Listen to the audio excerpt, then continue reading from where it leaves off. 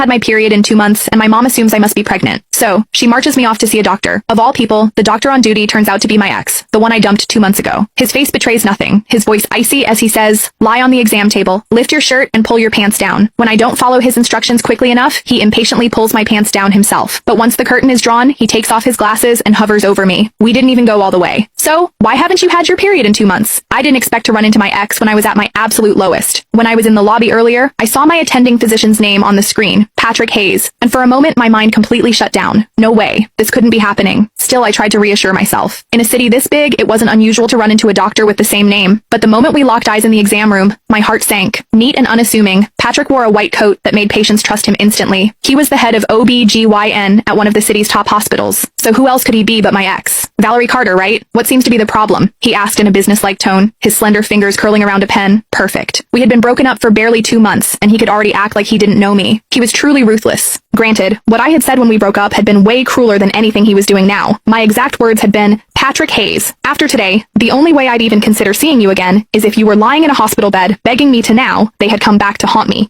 We were really meeting again in a hospital, but this time, I was at his mercy. He was the doctor, and I was just a patient waiting for my fate to be decided. Forget about gracing him with a visit. His schedule was completely booked, and I couldn't even snag a single slot myself. Ultimately, my mom had to fork out double the usual price and go through all kinds of trouble just to get an appointment from a scalper. Just moments ago, I overheard a group of young women leaving the clinic, whispering excitedly about how handsome the doctor was. According to them, the social media hype wasn't an exaggeration. They didn't even need a prescription. Just seeing him in person was enough. He was devastatingly handsome, the kind of face that made them feel like they could live decades longer just to admire it. At the time, I was curious to see for myself. Was everyone named Patrick Hayes that good looking? Now that I had seen him, devastating was the right word, but I wasn't referring to his looks. I meant myself. I was usually sharp-tongued. However, the moment I stepped into the exam room, it was like my voice had been stolen. I couldn't say a word. My mom, of course, didn't notice a thing. She had no idea about the tension simmering between Patrick and me. Instead, she started rattling off my symptoms at full volume. "Dr. Hayes, she hasn't had her period in 2 months. Either she's pregnant or something's seriously wrong. You have to check her thoroughly. Please." At this level of awkwardness, I wish the floor would just swallow me whole. "All right, ma'am.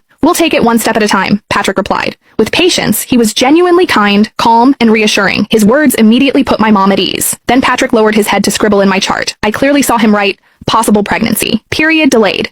No break between relationships and already pregnant with someone else's child." Hold on.